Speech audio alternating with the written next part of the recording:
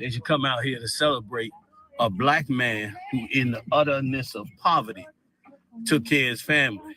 You know what I mean? If you believe Reby, this man raised 9 children in a 2-family house in one of the poorest cities in America with one of the highest drug rates, especially in the late 60s, after the war against black people for asking for civil rights.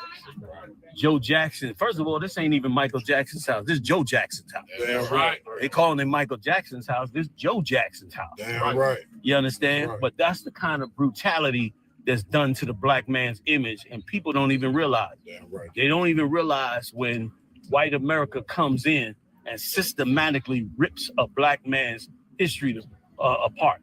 I'd like to meet all the black men who raised 9 kids in 1968. You understand? In a poor town like this. Yes, I can guarantee you that number is minuscule. That's right. You understand? And forget about today. We've been so brainwashed today. A man will walk away from a woman with 1 kid. That's right. Some cats leave women while they pregnant. Right. But then they're going to spend billions of dollars to make a movie and make Joe Jackson the demon of the damn movie just to make Michael Jackson, who also tore down black men's image because he lived like a transvestite for half his life. That's right. You know what I mean? Dressed up like a woman, cat. That's right. You know what I'm saying? Like, that's why what you do in Chicago is so damn important. Now you see why I be pressing like I be pressing. Damn right. Because they ain't gonna let his image of what he did for us, you understand, be left alone. They're gonna trash that image. That's right. You know what I'm saying? That's right. Like, when you go back and you read the story, if you listen to Reby and Janet and them, Michael was rebellious. Right.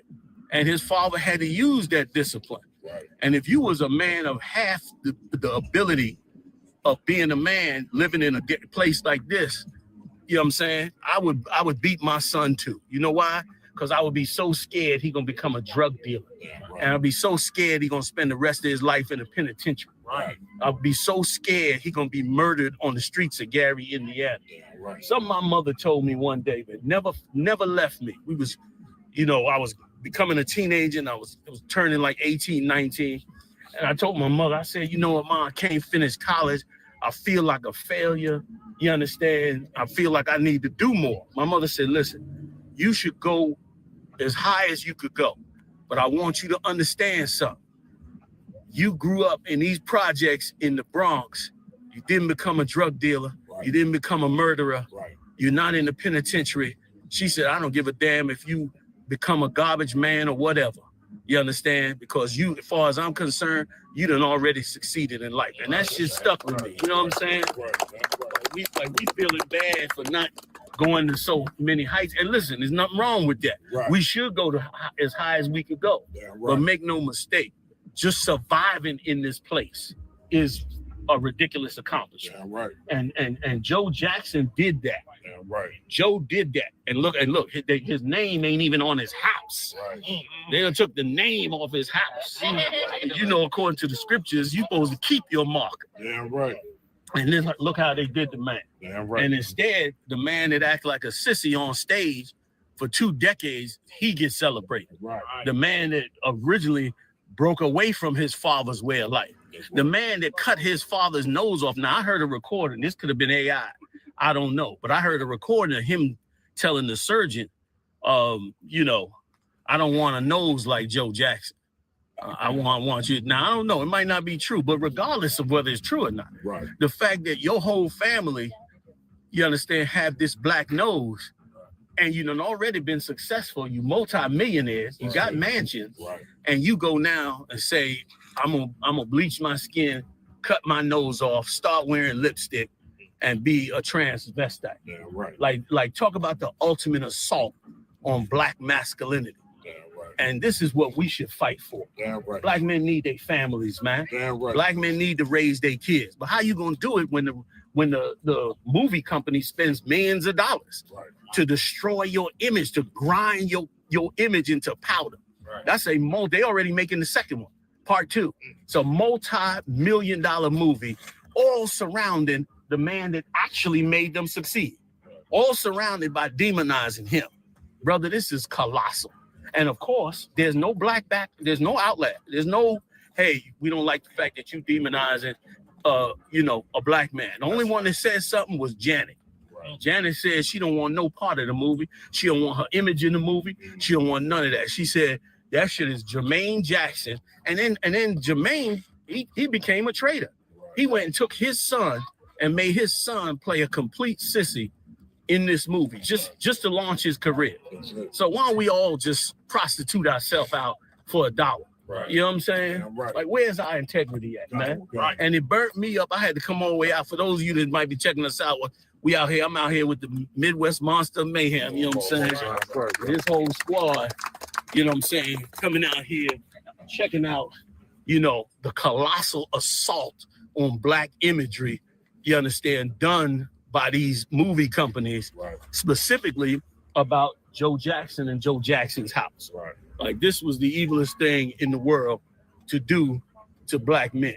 Right. And so, brothers, we make sure, man, we stay in these trenches and we wake up our brothers and sisters to understand that this kind of thing right here, which is looked at in the world as wonderful. You see everybody having a good time. It's a wonderful event, but don't nobody see the assault on us. If this was done to a white father, right, it would be backlash. Right. It'd be Reddit posts. Right. It'd be YouTube videos. It'd be on TikTok. You understand? It'd be all that. And they would be able to see. Like, once again, they can't see our suffering, but they can see their suffering. Right. Like, could you imagine being Joe Jackson with 9 kids in this house? And you're going to keep them, like 9 kids in Gary, Indiana, none of them became criminals. None of them is in jail. Right. None of them sold drugs. Right. None of them committed murder. 9 babies. Right. All his daughters, none of them became whores. Later on, Janet got a little out of hand. Right. But in the early days, right, from a child, right, Janet stayed in the pocket. Not only that, all his kids, look at all them Hollywood kids that grew up all messed up psychologically. Right. His kids made it to full age with all their sanity. Janet Jackson just got engaged to Louis Farrakhan's son.